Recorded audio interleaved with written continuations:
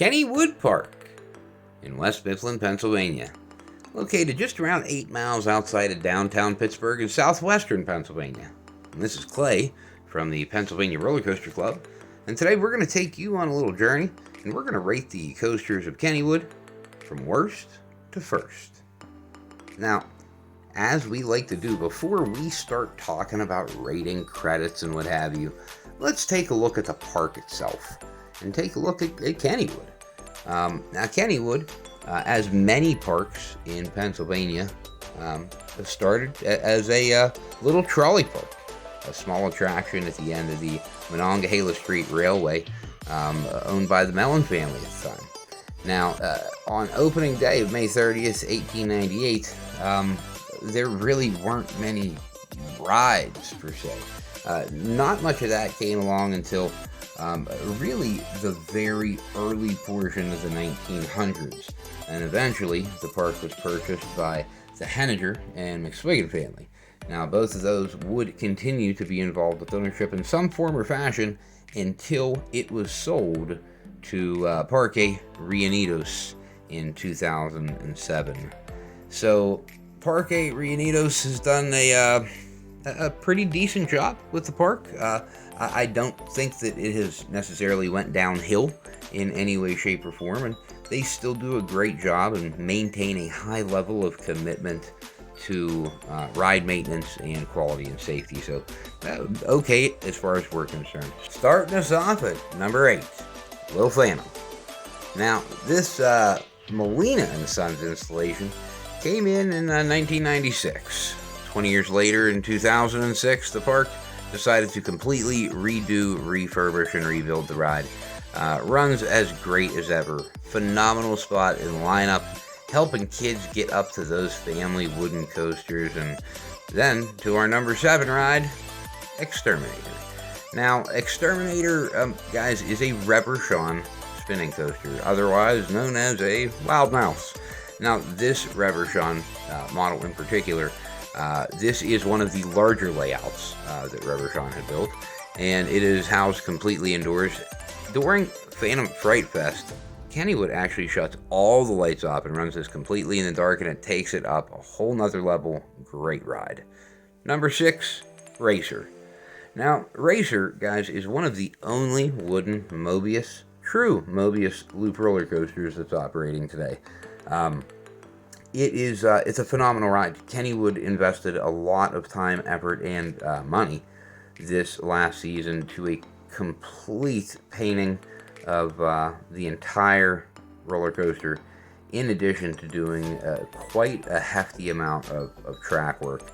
And the ride is running as smoothly as ever. It actually killed me to put this ride as low as I did, but when I remember that Exterminator is all the way down at number 7, it does make me feel at least a little bit better about the placement of this John A. Miller classic.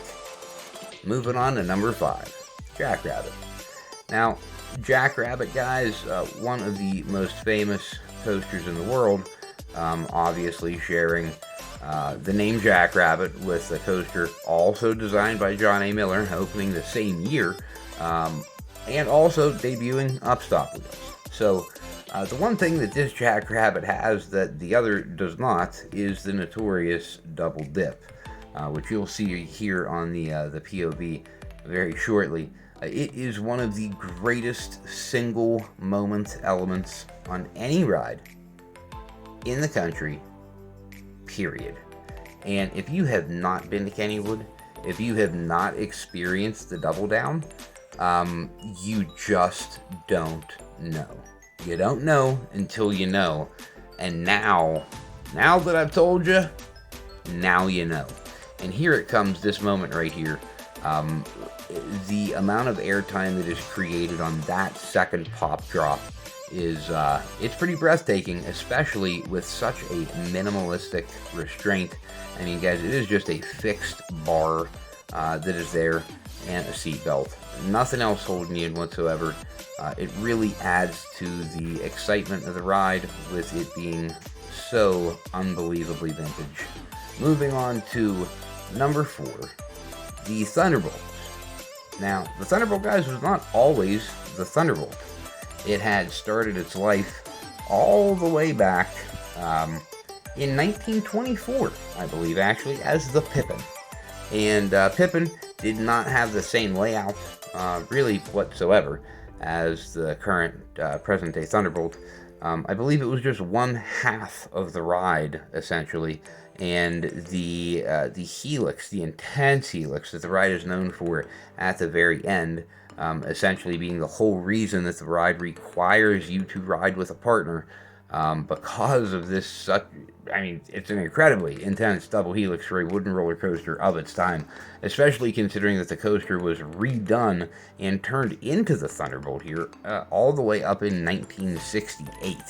And this ride had gained some popularity and notoriety worldwide thanks to a few reporters from publications like the New York Times, and I want to say the other was the Chicago Tribune, that had called this Thunderbolt at Kennywood one of the best coasters in America back in 1971 and 72, respectively.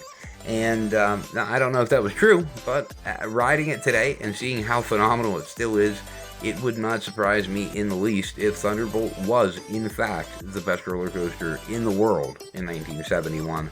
It's very cool having that terrain layout and a drop straight from the station. Number 3, Skyrocket. Truly a guilty pleasure of mine. I am not the biggest fan of Premier Rides trains, but if I had to pick a set of Premier Rides trains to ride a ride in, it would be these trains. They are very minimalistic, just a lap bar. It makes it very enjoyable to ride. Tremendous pops of airtime and ejector approaching and leaving the top hat, and also the mid-course brake run. Second part of the layout, it dies off a little bit. They have improved it slightly over the last couple of years as far as putting you through that last portion a little bit quicker than crawl speed. So it's not as bad as it used to be as far as the boredom goes, but it is really a pretty great ride with some great standout elements. Something you should try out for sure. Number 2, Steel Curtain. Now, the curtain, the much maligned curtain, still have it on the list, even though it has been experiencing downtime this season and several previous seasons before, but it is a phenomenal ride. Often people complain that there is a little bit of a rattle, but I think that is people being a little bit crybaby-ish, to be honest. This is an outstanding ride. It has a variety of elements. It is not a one-trick pony, and it does hold the inversion record for North America, not just for number of inversions, but for the highest inversion as well. There is no other ride like it in the world, but number 1, the Phantom's Revenge. Now, the Phantom, guys, its legend precedes itself. This is one of the best steel coasters in the world, not just in the United States. It is a Morgan Hyper, but Morgan didn't build it. Obviously, we know the story of the Phantom, that it is an old Arrow looper, that the loops were taken out and Morgan turned into this absolute masterpiece with this finale that literally tries to throw you into the woods or into the ravine. That's why it's number 1, especially with those lap bars. Now, guys, again, if you've never been to Kennywood, you gotta come check it out. If you have interest in doing Kennywood, or if you're a content creator yourself and you would like to go and do Kennywood our way, reach out to us. We would love to give you a personalized tour and give you some of the more in-depth details about the rides and some specifics about how to perhaps enjoy the rides at their maximum.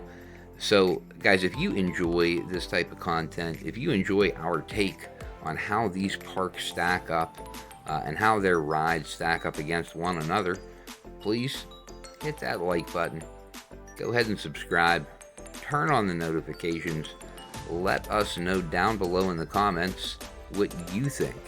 Is the Phantom still better than the Steel Curtain? Let us know below.